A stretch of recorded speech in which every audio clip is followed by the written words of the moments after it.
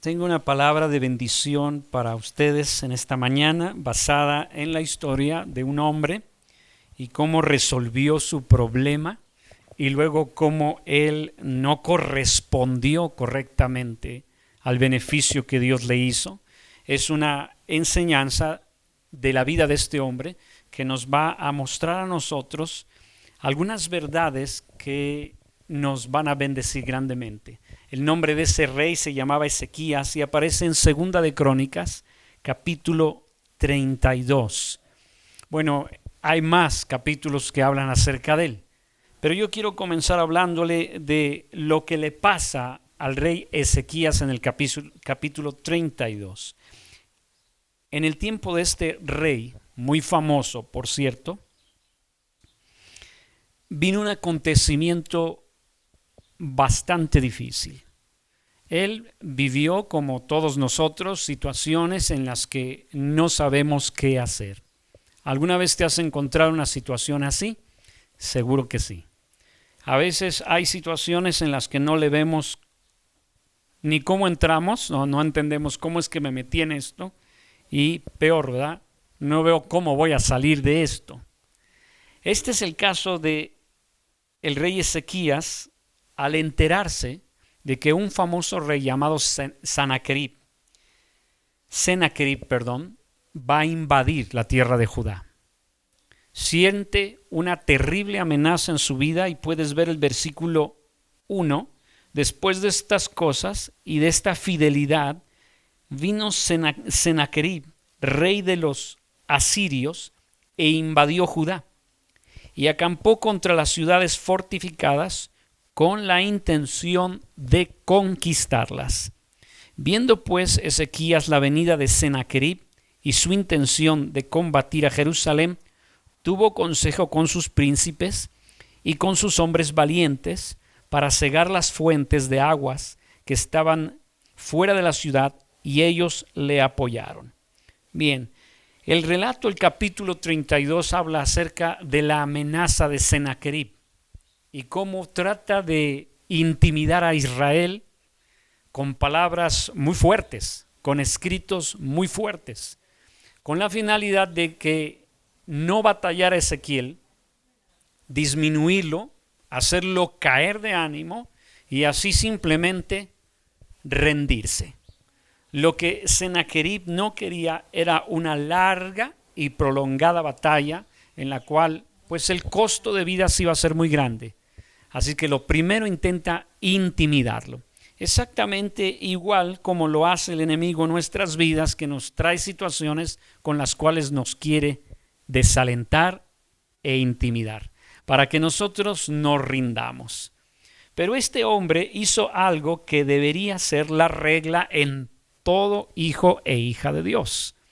Cuando se vea en una situación que le supera, cuando esté en un problema más grande que usted, lo que debería hacer es recurrir a Dios. Es que nosotros vayamos a la presencia de Dios. Esa debería ser la regla. Y lo vemos en el versículo 20. Vaya conmigo hasta el verso 20. Me estoy saltando todo lo que dijo Sennacherib a través de su capitán. Y llego allí y veo que dice: mas el rey Ezequías y el profeta Isaías, hijo de Amós, diga conmigo, oraron por esto. Oraron por esto. Qué dichosa es la persona que sigue este patrón en su vida, que entiende que las cosas de esta vida pueden ser resueltas del mismo modo. Pero por alguna razón que todavía sigo sin entender, muchos creyentes separan estas cosas y no ven la necesidad de orar por esa situación. Todos los creyentes de todos los tiempos, aquellos que son hombres y mujeres firmes delante de Dios, recurren a Dios en toda circunstancia, aún en las cosas domésticas, en las cosas de esta vida, en las cosas materiales. El diario vivir se convierte en un medio para ir a Dios. Y esto es lo que hace Ezequías e Isaías. ¿Sabe quién es el Isaías mencionado aquí? Es el profeta cuyo libro lo encuentras en la Biblia, el más grande de los profetas, porque él no solamente profetizó más y a más personas y a más naciones, sino que aparte habló más de la venida del Mesías, el profeta que habla del Salvador que habría de venir al mundo. E Isaías es un personaje clave en la historia de Israel. Y él y el rey Ezequías se pusieron a orar sobre ese asunto. Así que todos nosotros, si estamos viviendo una situación difícil, problemática, lo primero que debemos hacer es orar por eso, hacerlo parte de nuestra oración. Y Jehová, dice la Escritura en el verso 21, envió un ángel, el cual destruyó a todo valiente y esforzado, y a los jefes y capitanes en el campamento del rey de Asiria. O sea, Sennacherib, se volvió por tanto avergonzado a su tierra, y entrando en el templo de su Dios, ahí lo mataron a espada sus propios hijos. ¿Ve lo que hizo Dios? ¿Qué hizo Ezequías? Voy a utilizar una frase que se va a oír fea, pero ¿qué hizo Ezequías? Nada más que orar. Pero fíjese, ¿por qué se oye fea? Porque la mayoría de nosotros queremos llenar ese hueco diciendo algo en su alma. ¿A poco no? Dentro de su interior le dijo, pastor, hay que hacer algo aparte de orar. ¿Qué hizo Ezequías? Querido hermano, cuando tú no puedes cambiar una situación y ya reconociste, no tengo poder para cambiar los hechos, no te conviene que digas, bueno, aparte de orar. Es que en la Biblia no viene un versículo que diga, aparte de orar.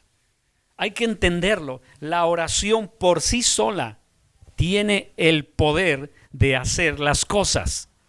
Donde tú te involucras, ahí cámbialo. Tú puedes decir, voy a trabajar y a orar, pero no seas de los que dicen, nada más voy a orar, menospreciando de esta forma el poder que hay en la oración. Aquí lo que Dios hizo es que cuando estos dos hombres de fe oraron, Dios movilizó un ángel. Y el ángel, nada más un ángel, ¿qué le hizo a un ejército? ¿Qué es lo que pasó? Destruyó a todo valiente. Y este hombre se fue avergonzado a su tierra y ahí lo mataron sus propios hijos. Versículo 22. Así salvó Jehová a Ezequías y a los moradores de Jerusalén de las manos de Sennacherib, rey de Asiria, y de las manos de todos, y les dio reposo por todos lados. Y muchos trajeron a Jerusalén ofrenda a Jehová y ricos presentes a Ezequías, rey de Judá. Y fue muy engrandecido delante de todas las naciones después de esto. Haga por favor conmigo la conexión. ¿Después de qué? ¿Después de qué fue el engrandecido? Después de orar. ¿Qué pasa cuando una persona echa mano de la oración? Hermano, Dios lo bendice. Dios abre la ventana del cielo y derrama bendiciones sobreabundantes. Y no es porque esté citando el versículo acerca del diezmo, es que en la Biblia toda persona que oró fue premiada por esa oración. Dios respondió. El recurso al que nosotros debiésemos ir rápido es la oración. Este precioso versículo nos dice que después de eso, él fue engrandecido. Pero por favor, vea lo que sigue. En aquel tiempo enfermó de muerte el rey Ezequías. Ya hizo un gran milagro y ahora se enferma. Sí me gustaría ayudarle a ver este detalle. El hecho de que Dios te haya dado un triunfo en una área no significa que las otras no tengan que tener atenciones. Algunos nos confundimos porque creemos que ya empezando a buscar a Dios y orando vamos a estar libres o exentos de problemas. No es así. Nosotros siempre seguiremos teniendo distintos problemas y Dios quiere que nosotros recurramos una y otra vez a la oración como remedio al problema. Que nosotros echemos mano del recurso de Dios. En aquel tiempo Ezequías se enfermó de muerte y otra vez, ¿qué dice el versículo? Y oró a Jehová, quien le respondió y le dio una señal.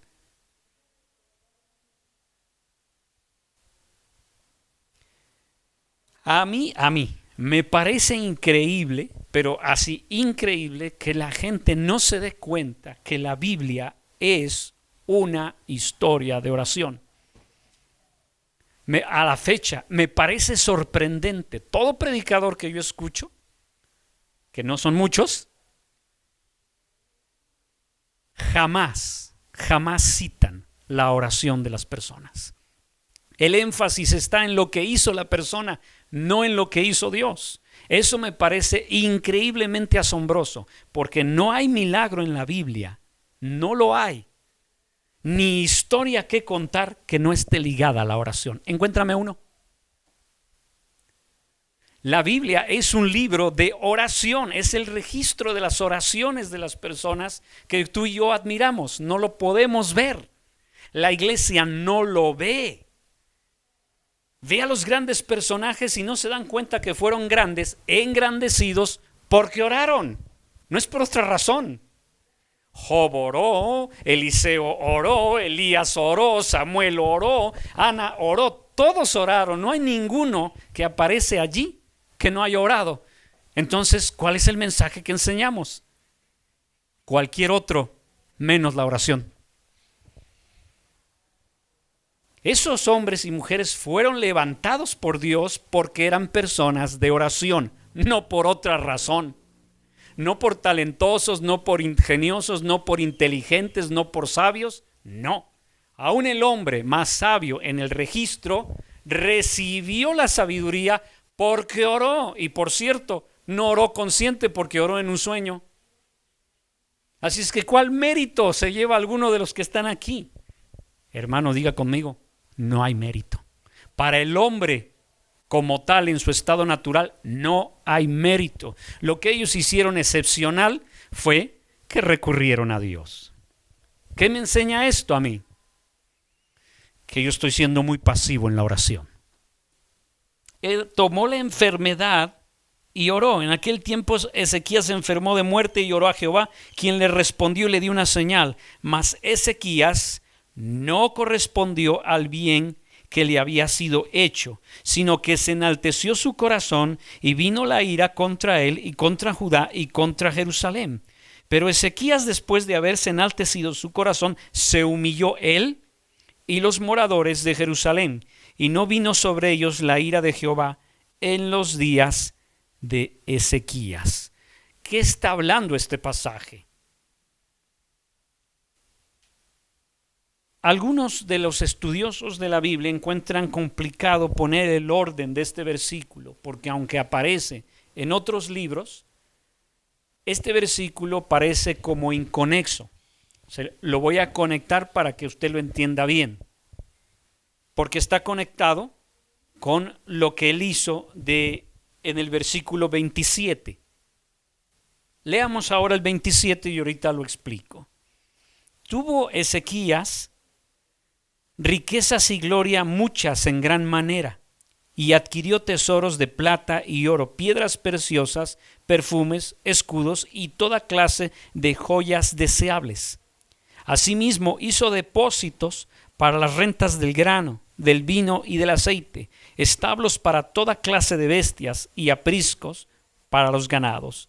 Adquirió también ciudades y hatos de ovejas y de vacas y en gran abundancia, porque Dios le había dado mucha riqueza. ¿Quién le dio la riqueza? Dios. Este Ezequías cubrió los manantiales de Gihón, la de arriba, y condujo el agua hacia el occidente de la ciudad de David, y fue prosperado Ezequías en todo lo que hizo. ¿Como resultado de qué, mis hermanos? de ser un hombre de oración, de haber recurrido a Dios en oración. Mas en lo referente a los mensajeros de los príncipes de Babilonia, que enviaron a él para saber el prodigio que había acontecido en el país, Dios lo dejó para probarle, para hacer conocer todo lo que estaba en su corazón. Bien, por favor agárrese de la silla, ¿ok? Ahí viene la parte más interesante de este mensaje. La destrucción inesperada de las fuerzas armadas de Asiria se propagó rápido. Rápidamente todas las naciones vecinas se enteraron de cómo un prodigio había destruido al tan temido rey Sennacherib. Porque ese Sennacherib tenía una forma de proceder bien sanguinaria y aplastante. Entonces todo Medio Oriente le temía a Sennacherib, y cuando llega a las puertas de Jerusalén, ahí es abatido inexplicablemente. Y Dios empieza a engrandecer al rey. Así que la fama de Ezequías corrió rápidamente y llegó a los oídos justamente de los babilonios, que en ese momento estaban empezando a surgir. Y tras la caída de Asiria, los babilonios se volvieron en la superpotencia. Gracias a que Dios destruyó a los asirios, los babilonios se levantaron. ¿Ok? Pero, déjeme decirle, ¿dónde está lo raro de esto? ¿Sí? Todo el pueblo, al ver cómo Dios respaldó a Ezequías, el pueblo empezó a hacer grandes regalos al rey. Le empezaron a traer presentes, de manera que se empezó a enriquecer muchísimo el rey. El favor de Dios sobre él. Unos meses atrás quedó en la total pobreza por la invasión de Sennacherib a Judá.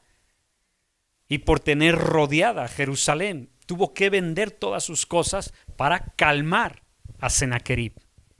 Así que empobreció. Pero ahora con el milagro, se fue para arriba. En eso no hay problema. El problema fue poquito después. Porque entonces la gente al colmarlo a Ezequías con toda clase de honras y elogios, su corazón le empezó a fallar. Se enalteció su corazón. Y esa palabra, mis hermanos, explica muchos de nuestros problemas. Enaltecerse es ponerse arriba, en una posición en donde la persona cree que no necesita de otros, y lo peor, llega a creer que no necesita de Dios. Y esa actitud se muestra incluso pasivamente, porque una persona que cree que no necesita de Dios, lógicamente no ora. No es que sea floja, aunque sí tiene que ver la flojera. El cristiano que no ora ya es un hecho, es flojo. Pero la razón principal por la que no ora no es por flojera, es por altivez. ¿Lo sabía, mi querido hermano? No lo sabía. Usted tal vez está pensando que por otra razón en la Biblia. Esa es la razón. Altivez es que se eleva la persona a una posición en donde dice: yo puedo resolver esto. ¿Por qué recurro a Dios? Y algunos hasta, fíjate, saben cómo torcer la frase y dicen: no quiero llegar con Dios a inquietarlo por estas cosas. No tengo cómo pagar la renta, pero yo lo voy a resolver. ¿Por qué voy a ir con Dios si yo lo puedo resolver? Ahí está el enaltecimiento. Usted se está poniendo en una posición en donde se le está engañando. Su propia mente lo está engañando, porque no hay situación, cosa que usted y yo tengamos que no nos sea dado de arriba. Todo lo que tenemos, lo hayas o no lo hayas pedido, viene de arriba. Todo don perfecto desciende de lo alto. Toda habilidad que tú tienes te fue dada fue una donación, no fue algo que tú produjiste ni creaste. Cuando tú dices, es que ya lo traigo en la genética, pues, ¿quién hizo la genética? ¿Quién puso el espíritu dentro de ti? La habilidad que tienes, la inteligencia que tienes o las destrezas que tienes, tu encanto o tu falta de encanto, ¿quién te dio o quién no te dio? Es Dios. Entonces, cuando yo me enaltezco, yo me estoy poniendo en una posición muy peligrosa porque dejo de buscar a Dios, dejo de recurrir a Dios como la fuente de todo. Y este hombre se enalteció, pero dice la Escritura lo siguiente. Regresa por favor conmigo al texto, el 31. Mas en lo referente a los mensajeros del príncipe de Babilonia, que enviaron a él para saber del prodigio que había acontecido en el país, Dios lo dejó, ¿para qué? Para probarle. Dios nos abra los ojos sobre este punto. Fue tan grandioso el milagro que Dios hizo con Ezequías, pero tan grande que los babilonios mandaron gente a saludar por la enfermedad y por la sanidad a Ezequías. Pero eso era en parte. La otra parte era un asunto político militar. Queremos saber cómo destruyeron al rey Sennacherib. Investiguen. Cuando estos llegan, los babilonios, enemigos de Israel, ¿sabe qué hace Ezequías? Les dice, pásenle a ver mi casa. Éntrenle para que vean la riqueza, para que vean todo lo que tengo. Entonces, mi querido hermano, el error más grande de su vida. Eso fue lo que provocó la ira de Dios. Porque en el momento de darles el paseo, puede imaginarse a Ezequías diciéndole, mira todo lo que tengo, mira cómo he prosperado, mira esta riqueza.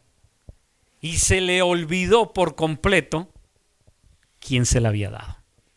Así, se le borró de su cabeza el glorificar a Dios por ello, el honrar a Dios con palabras tales como que Dios fue el que hizo el milagro. ¿Qué tienes que venir a ver como si hubiese yo producido esto?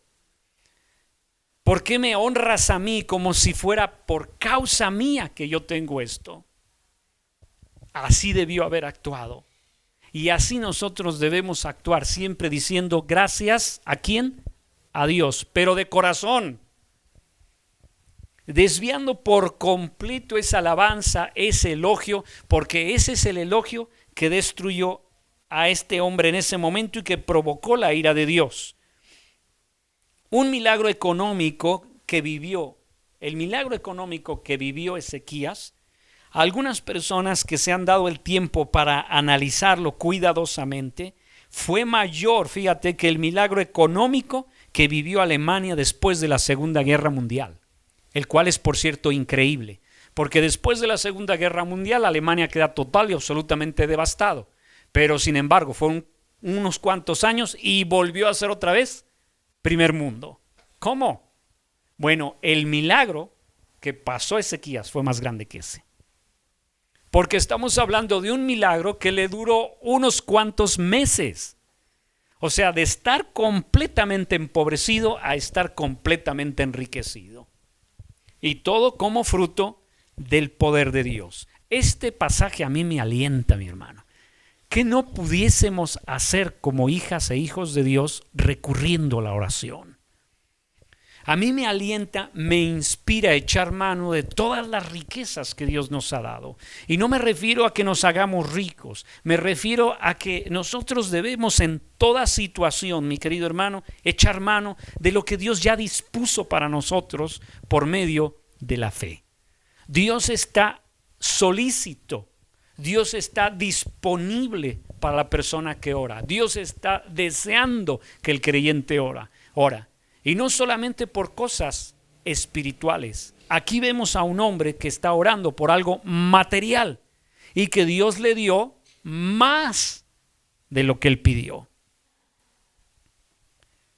El rey David, mis queridos hermanos, enseñó mucho acerca del peligro de poner nuestro corazón en las bendiciones de Dios en lugar de ponerlas en Dios. Nos advirtió del peligro tan frecuente que es que nuestro corazón esté en las cosas que Dios nos da y no esté en el dador de las cosas. Eso es el error de Ezequías. Y Ezequías ya tenía todos los apuntes de los salmos en sus manos. Él podía recurrir a esos apuntes y leerlos. Las veces que David dijo, cuídate de esto, cuídate de esto. Nosotros debemos cuidarnos porque la riqueza es un peligro muy grande, mis hermanos. Es sabido que para el hombre no hay peor cosa que un periodo de abundancia. Y los creyentes no estamos exentos de esto, porque cuando la estamos pasando mal, vamos con Dios. Facilita la oración. Pero cuando las cosas están bien, nos olvidamos de echar mano de las cosas de Dios. Ezequías tenía que mantenerse simple y sencillamente firme en que Dios es el dador de todas las cosas. Debió haberse mantenido humilde, necesitado. Yo estoy en este momento en un punto en donde sé que Dios va a bendecir a muchos de ustedes. Por eso el mensaje. Sí, los va a bendecir. Y en ese momento va a pasar lo mismo que le pasó al rey Ezequías. Tocante a los enviados del rey de Babilonia, Dios lo dejó. ¿Qué hace Dios, mis hermanos? Nos deja para probarnos. La esencia de este mensaje es esto. Cuando las cosas van marchando como nosotros queremos, cuando llegue ese punto de que fluyen, entonces Dios nos deja para probarnos. A ver, ¿qué vas a hacer con esto? ¿Cómo vas a responder a esta gran bendición que yo te acabo de dar? Y dejó que metiera a esos enviados de Babilonia y que presumiera todo lo que tenía. Y falló. Por eso Dios se enojó. El pasaje que leímos antes, que debería venir después, pero viene antes, dice que la ira de Dios vino contra él y contra Judá y Jerusalén. Pero Ezequías, después de haberse enaltecido su corazón, se humilló. O sea, se dio cuenta. Estoy haciendo mal las cosas. La iglesia jamás, mis queridos hermanos, debe de abandonar la oración. Ningún creyente sincero debe de apartarse de buscar constantemente a Dios. No existe comunión con Dios sin oración. No existe el cristianismo sin comunión con Dios. No hay cosa más hueca que leer la Biblia, mi querido hermano, y decir yo no tengo relación con Dios. Eso no existe. Todo lo que Dios nos enseña en la palabra es para llevarnos ahí, pero es nuestro orgullo el que nos impide ir allí. Y no es del orgullo del mundo, que se sientan orgullosos por lo que hacen, ¿no? El de nosotros es un orgullo pasivo. Y Dios nos deja. Ok, ¿quieres tú gozar de los beneficios que tienes sin tomarme a mí en cuenta? Te voy a dejar. Pero no nos deja durante mucho tiempo, Aunque Jesús nos enseñó sobre el peligro de las riquezas, y el apóstol Pablo le dice a Timoteo que la piedad acompañada con contentamiento es una excelente medicina, aún así nuestro corazón, mis hermanos, tiende a engañarnos. Le voy a decir algo que dijo Juan Wesley, el famoso reformador inglés, 1703-1791. Él, habiendo recorrido claramente el peligro del dinero, dijo lo siguiente. En su vida, él escribió en un apunte: el dinero nunca se queda conmigo, me quemaría. Si se quedara, lo echo de mí lo más rápido posible para que no pueda entrar a mi corazón. ¿Qué quiere decir con esto, mis hermanos? Que inmediatamente encausa su dinero para algo que es bueno, no se lo queda por causa de su corazón. El famoso reformador dijo, tener el riesgo de perderse por amor al dinero. ¿Sabe por qué es una amenaza? Si no lo sabía, ya lo vas a ver. Es porque es muy fácil poner el corazón en el dinero en lugar de Dios. Ezequías puso su corazón en el dinero. Eso lo hizo enaltecerse, como si él hubiera, por esfuerzo propio, logrado ese dinero. Mis amados hermanos, eso no se puede hacer así. La persona que tiene riqueza, mi hermano, es un don de Dios. Lea por favor el libro de Eclesiastés cuidadosamente y verá que toda referencia en el libro habla de que Dios le concedió la riqueza a esa persona, pero no le concedió la bendición de disfrutarlo, sino que lo disfrutan los extraños con él. ¿A quién le va mejor? ¿Al que está generando el dinero o a los que están debajo del que genera el dinero? Pues a ellos, porque ellos lo disfrutan, el otro no puede. No tiene la capacidad de disfrutarlo. Entonces no se deje engañar. El que tenga o que no tenga no significa nada para su bienestar y felicidad.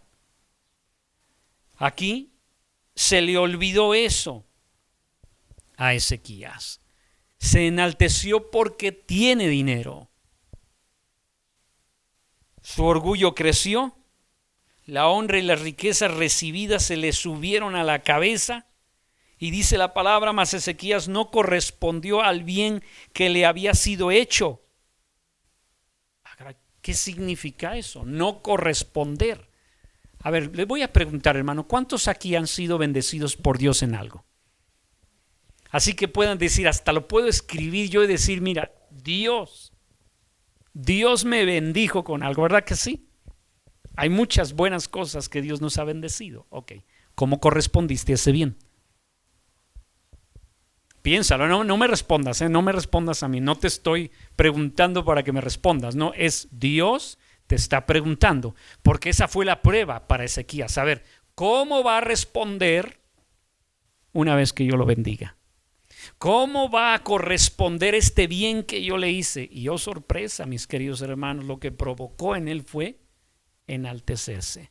Lo que Dios quiere para ti, para mí, no es eso, es que seamos canales de bendición para otras personas, que no nos quedemos para nosotros la bendición, sino que hagamos partícipes a otras personas de las cosas con las cuales Dios nos bendice.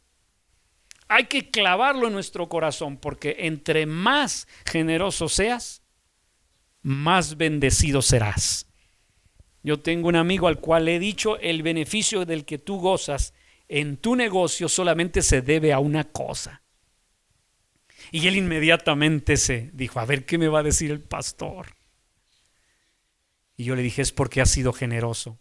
Y se me queda viendo así como que se desalentó, pero feo, como diciendo, ¿y la escuela qué tiene que ver? ¿Y la educación y la preparación? Todo eso no es la razón.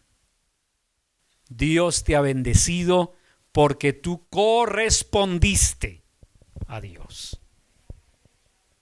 Y empezó a recapacitar y a meditar, y un día me dice él, oye, tienes toda la razón.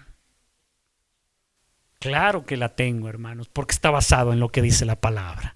No es porque yo tenga la razón, es que Dios tiene la razón. Si Dios te está regalando algo, mi hermano, te ha dotado con algo, corresponde a Dios de alguna forma u otra. Dile, Señor, gracias por esta bendición. Y si alguien te quiere decir, eres un fenómeno, dile, sácate por allá en el nombre de Jesús, o algo así. Pero no te quedes con eso, hermano. Es una trampa en la cual rápidamente tu corazón va a quererse agarrar.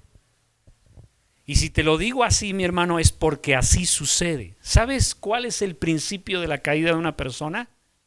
el enaltecimiento. Dios lo ve así, mi hermano. Y vas para atrás. Vas para atrás. En la Biblia, todos los que cayeron, mis hermanos, es porque se ensoberbecieron.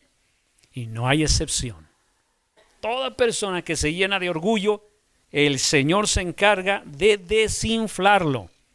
No hizo Ezequías. Ezequías pasó a toda la gente allá, a los enviados de Babilonia, para presumirles lo que él había hecho. Lo cual era nada, pues todo es de Dios, mi hermano. Mire, le voy a leer lo que dijo un predicador muy famoso, y este está bien bonito, porque lo escribió así como poético. Así escribía él. Bueno, de hecho dicen que así predicaba él. Ezequías gozó de la bendición, pero no se humilló ante el dador. Pensó en el fruto, pero se olvidó del árbol. Bebió de la corriente, pero no pensó en la fuente. Sus campos bebieron el rocío, pero no fue lo suficientemente agradecido al cielo de donde cae el rocío. Robó la madera del altar del amor y lo quemó sobre la estufa del orgullo. 5 referencias a ignorar quién es el dador de las cosas. Cuando usted está pasando por una situación difícil, mi querido hermano, debe recurrir a Dios. ¿Y sabe en qué condición recurre a Dios, aunque no lo perciba de este modo? Para Dios, alguien que recurre a Él se está humillando. Es un acto de humillación que en el Antiguo Testamento lo encontrará varias veces y dice así: y se humilló y oró. Van de la mano. Una persona que se da cuenta que no puede hacer las cosas se vuelve humilde. Ese es quizá, mis queridos hermanos, una de las cualidades de carácter más bellas en toda la Biblia. ¿Por qué la gente de allá afuera no viene aquí? Porque no están dispuestos a humillarse. Ellos van a buscar la solución de muchas formas, van a consultar a muchas personas, pero no se atreven a venir a Dios, porque eso significa la mayor de las humillaciones. Por eso cuando un creyente yo lo oigo decir, nada más voy a orar, me da un poquito de celo. ¿Cómo que nada más voy a orar? Como si la oración fuera uno de los posibles recursos. No, mi querido hermano, es el único y el más importante de los recursos. Una iglesia que no ora, mis hermanos, no es iglesia. ¿A quién estamos buscando, mis queridos hermanos? No. Pero el orgullo nuestro nos lleva a una posición en donde creemos que la obra la podemos hacer sin echar mano del poder de Dios. Eso no se puede. El salmista decía: buscad a Dios y su poder. Yo busco a Dios por completo y absoluto interés. Yo soy un interesado, mi hermano. Cada vez que voy a la presencia de Dios es porque me interesa ver sano a alguien. Es porque quiero verlo salir de un problema en el que está. Quiero verlo tener victoria en una área de su vida.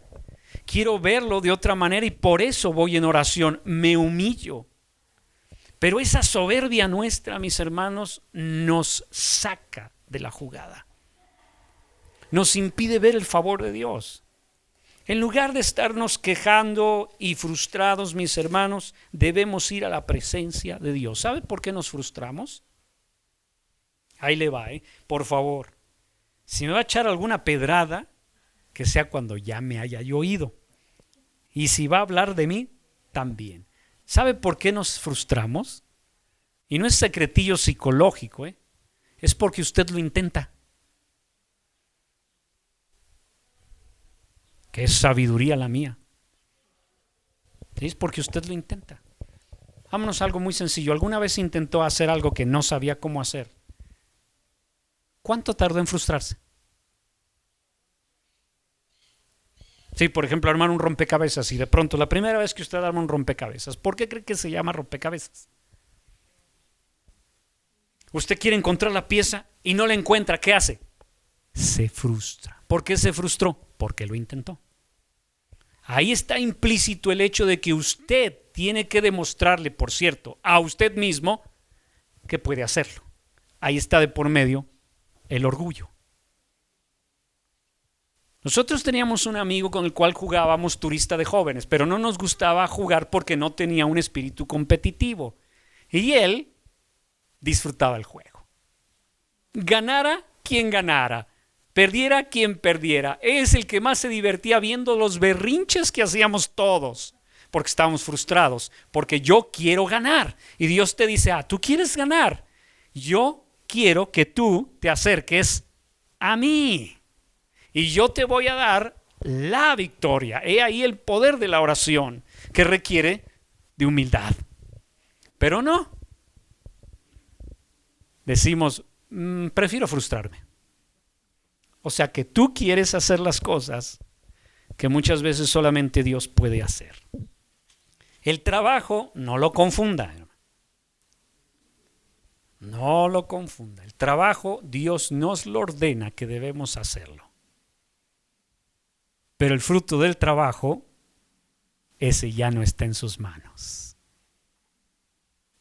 Dios ordena a todos los creyentes, trabaja. Si quieres comer, pero el fruto de tu trabajo no está en tus manos, está en las manos de Dios. El agricultor siembra la semilla y depende de la lluvia. Y si no hay lluvia, pero ya trabajó. Entonces van en canales diferentes. No diga, vamos a trabajar, y a orar. Ni tampoco diga, vamos a orar, pero también a trabajar. No, Señor, son las dos cosas. Cada uno tiene su papel. Pero la mayoría de las cosas en nuestra vida, mis hermanos, requieren de la humildad. ¿Por qué no vamos a Dios, mis hermanos? Ya sabe la respuesta. ¿Por qué nosotros preferimos hacerlo por nuestra propia cuenta? Nos falta la fe para confiar, nos falta el tiempo para esperar, la devoción, el amor para acercarnos, pero no es porque la oración falle, es porque nosotros fallamos. No es porque la oración sea débil e ineficaz, es nuestra fe débil e ineficaz. No es Dios. Así que cuando las bendiciones y muestras inmerecidas de la gracia de Dios dan lugar a tanta bendición, a tanta riqueza, nunca se la atribuyamos a nuestra fidelidad, mis hermanos. Nunca. No estoy bendecido porque yo soy fiel. No, estoy siendo bendecido porque Dios es fiel. No es porque yo sea un buen cristiano, ni porque me dedique a Él plenamente, o porque yo tenga alguna cualidad. No es eso. Es que Dios es infinitamente fiel. A esas personas Dios no tiene impedimento de bendecirlos y bendecirlos y bendecirlos. Muchas veces Dios solamente le queda el remedio, porque Él te va a curar, no te va a dejar así que te destruyas en tu orgullo ni en altivez. No, porque Él vino a rescatarnos, no a perdernos.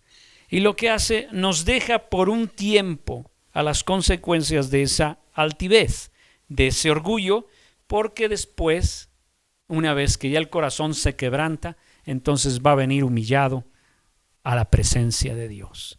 Esa es la razón por la cual mi frase favorita es, se le va a ofrecer. Cuando yo veo un cristiano que anda por aquí y por allá, no me preocupo mucho. Sé que va a regresar y humillado. ¿Por qué? ¿Cómo lo sé? Bueno, primero, porque lo dice la Biblia. Segundo, porque lo digo por experiencia propia. Así Dios hace con cualquiera que se enaltece. Lo deja. Pero llega un momento en donde se topa con algo, se topa con alguien. Y eso es lo que pasó a Ezequías. Pero bendito sea Dios, este hombre tiene algo muy hermoso. Si Dios, mis hermanos, nos deja sin tratar ese orgullo, lo que va a pasar, mis hermanos, es que esto se extiende en nuestras vidas. Si no le pone un freno a través del quebranto, va a más. Porque nuestra naturaleza es creernos algo no siendo nada. Gálatas 6:3, por favor vaya conmigo ahí, va a abrir su Biblia allí. Gálatas 6:3. Ahí la escritura dice claramente, porque el que se cree ser algo no siendo nada, a sí mismo se engaña. Miren, mis queridos hermanos, este ha sido un versículo difícil de manejar para mí. Tengo que confesárselo. Una ocasión me hizo recapacitar el comentario que hizo un pastor de su viaje a la ciudad de Atlanta, en donde vio a su equipo favorito de fútbol americano desde una torre muy alta, que estaba con unos amigos, y les dijo a esos amigos, porque se alcanzan a ver los monitos chiquititos ahí en la cancha y el estadio lleno de gente. Y dice este pastor a los que con él estaban: mira, y esa persona que ves ahí, o sea, el quarterback, cree que es algo. Fue muy revelador para los que estaban ahí. Sí, ese sujeto, si te acercas a él, cree que es algo. Pero viéndolo a la distancia, ¿qué es? No somos nada, mis queridos hermanos. Entonces, imagínese un siendo nada creyendo que es ser algo. ¿Cómo nos verá Dios en nuestra altivez, mis hermanos? ¿Cómo nos verá desde su gloria? ¿Cómo es posible que ese hijo mío sienta orgullo por lo que ha hecho?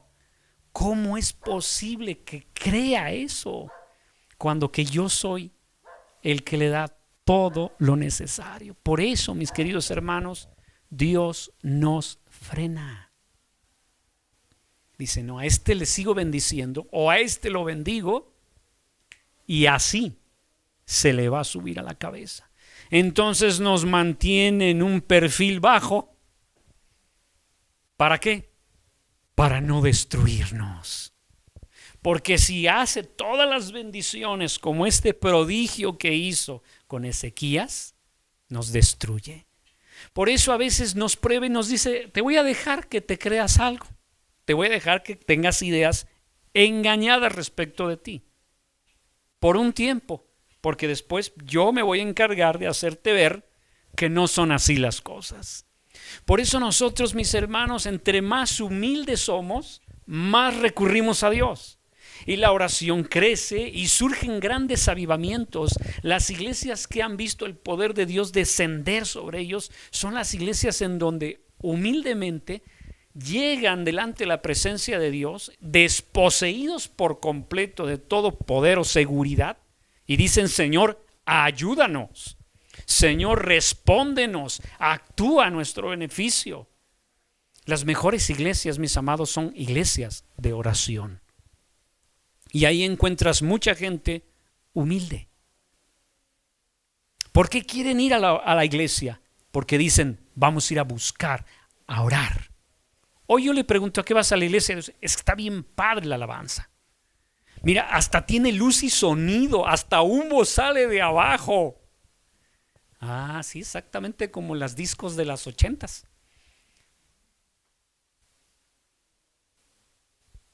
Llevo años en esto y no he escuchado que alguien diga: voy a ir a orar.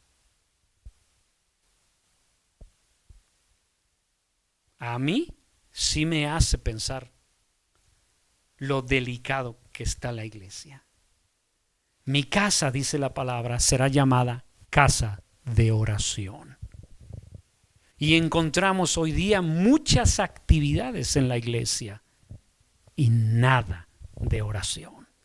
Suena fuerte lo que estoy diciendo, mis hermanos, pero la oración ha sido relegada a una hora los viernes en la noche. Y cuando vas a la reunión de oración porque te equivocaste, pensaste que era otra reunión, encuentras 3, 4, 5 personas. ¿Usted cree que Dios va a confiarle las enormes riquezas a una iglesia que no pregunta por él? Pues no. Por esa razón, creo que necesitamos abrir los ojos y ser un poquito más humildes. Y decirle, perdóname Señor, yo te he tenido en el lugar que no es el primero. Mire, probablemente no hay forma de mostrarle a alguna persona cuán mala es si no es a través del quebrantamiento. Le voy a citar algo que dijo un famoso predicador, el cual me voy a evitar el nombre porque no sería correcto decirlo. Él ya no vive, pero él dijo lo siguiente: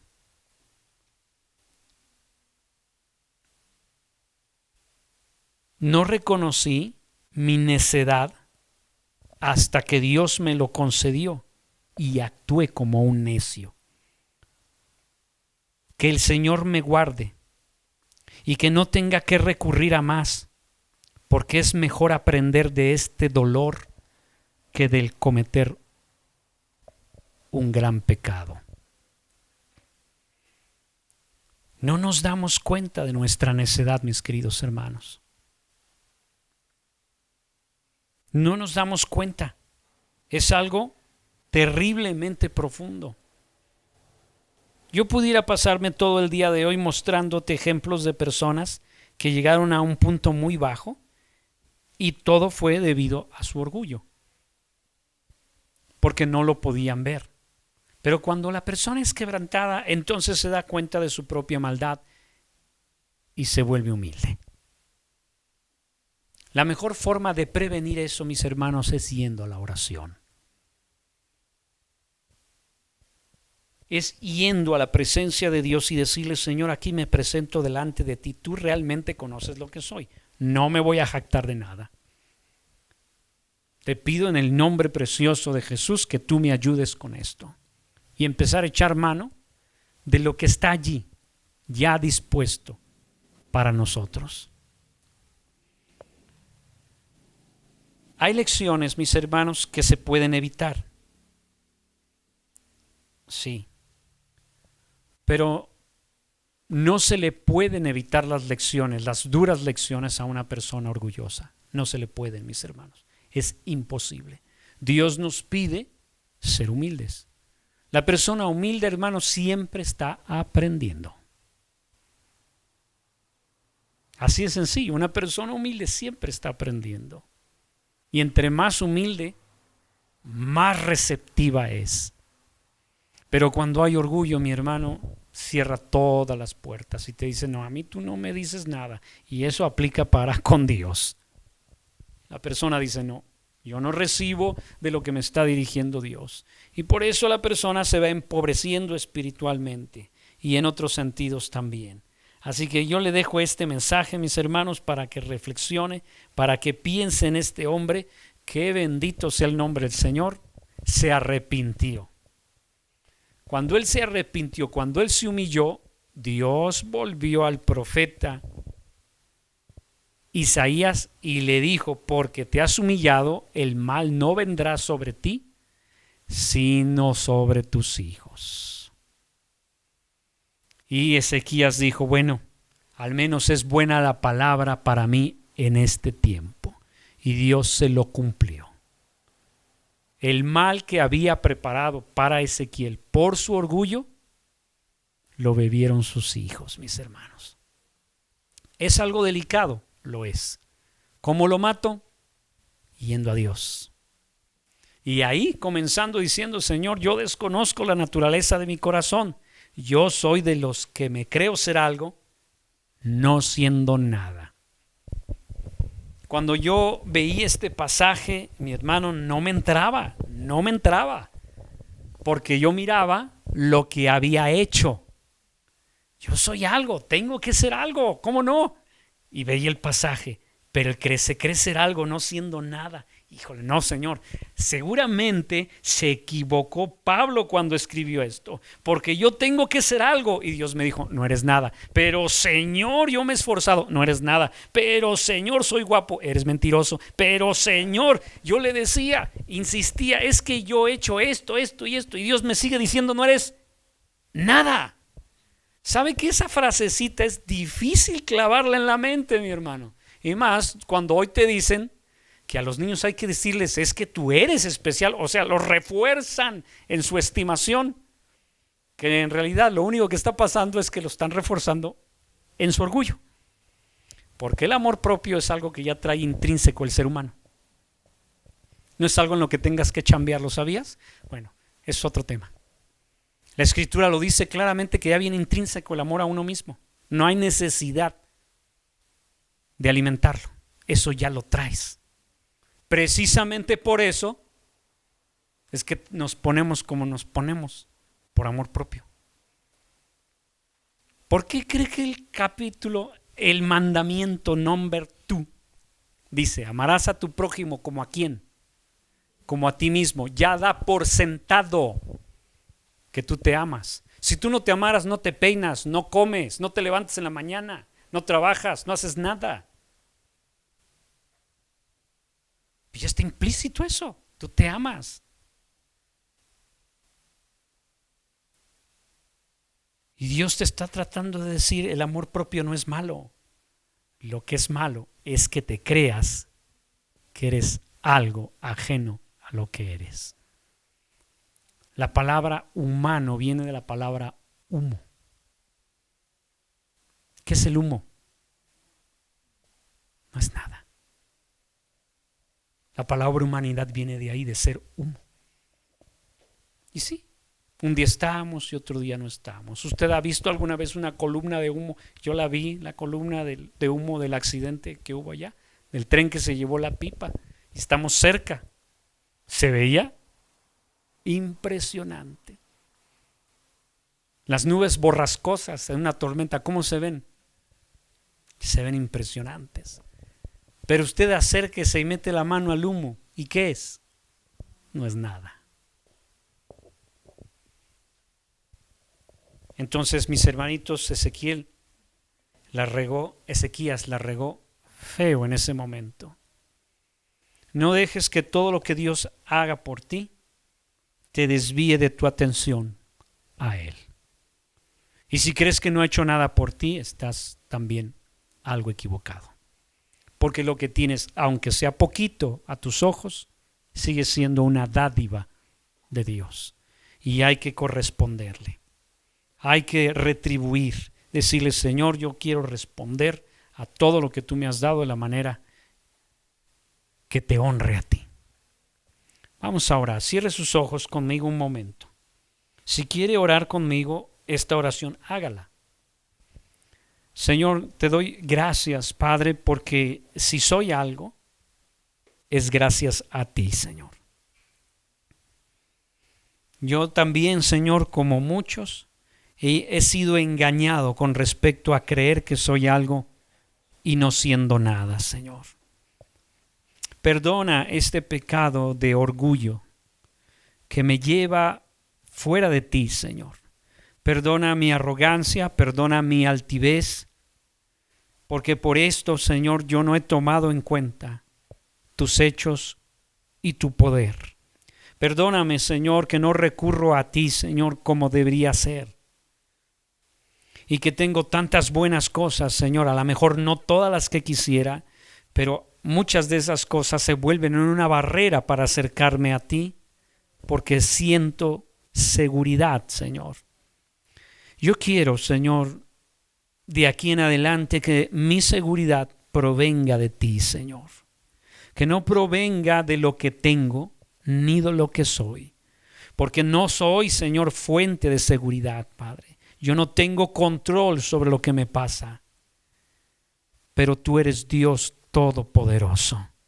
Tuyo es el reino y la gloria y el poder, Señor. Tuyas son todas las cosas y mi bienestar depende de tu estar, Señor, conmigo. En el nombre precioso de Jesús te pido que me perdones toda altivez, todo orgullo, Señor. Y si me he enaltecido, Señor, te pido que me laves con la preciosa sangre de tu Hijo Jesucristo de este pecado y me hagas volver a ti, Señor, como lo hizo Ezequías el rey, Señor, que supo cómo humillarse y buscarte otra vez, Señor. En el nombre precioso de Cristo Jesús. Amén. Gracias, Cristo Jesús. Gloria a ti.